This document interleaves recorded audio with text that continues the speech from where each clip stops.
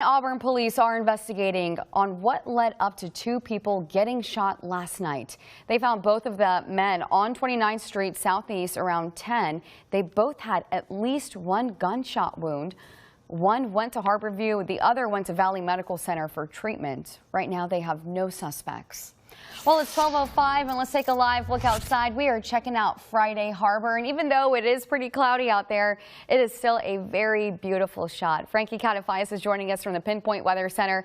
And Frankie, yeah, it's cloudy and I see some green behind you too. Yeah, a little precipitation is already moving in, Niku. We've been keeping a close eye on it for most of this morning.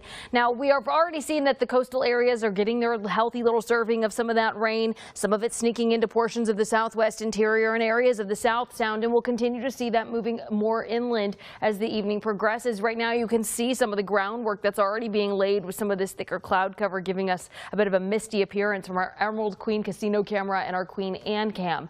Now I do want to tell you right now, temperatures are pretty refreshing. We're still sitting somewhere in the low 60s, Bellingham in the high 60s with 67, and along the coast we're sitting in those high 50s.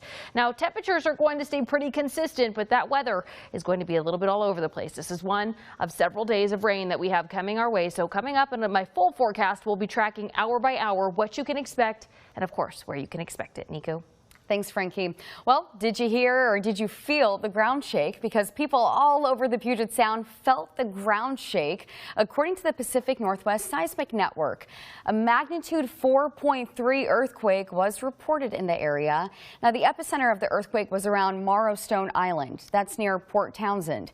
Seismologists like Harold Tobin say earthquakes like these happen more than we realize. A reminder that we live in earthquake-prone region. We know we have earthquake hazards here. That's very well understood and documented. A larger earthquake could always happen, and we should be prepared for those. Pacific Northwest Seismic Network did respond about not sending out an alert today. They say it's because the quake wasn't big enough. Seattle and Port Angeles only had 11 seconds. Port Townsend had 5 before they felt the shaking. That's because the quake was only 35 miles deep. Now, experts say this is a good reminder to prepare for an earthquake. They say you should create a safety plan, prepare for an earthquake safety kit, identify and fix possible hazards inside your home which can fall, and then practice dropping, covering, and holding. And this month is the perfect time to do it because October 19th is the Great Washington Shakeout, a day dedicated to participating in an earthquake plan. Also, heads up to people in Edmonds, the city experiencing a citywide phone problem right now. They can't receive calls on the business line. Edmonds police sent out the alert. Fortunately, it does not impact 911 services. They'll send out an update when the troubles are resolved. And Seattle police say they caught a Des Moines man who's been dealing drugs across the Belltown neighborhood. Here's the haul they recovered: more than 3,000 grams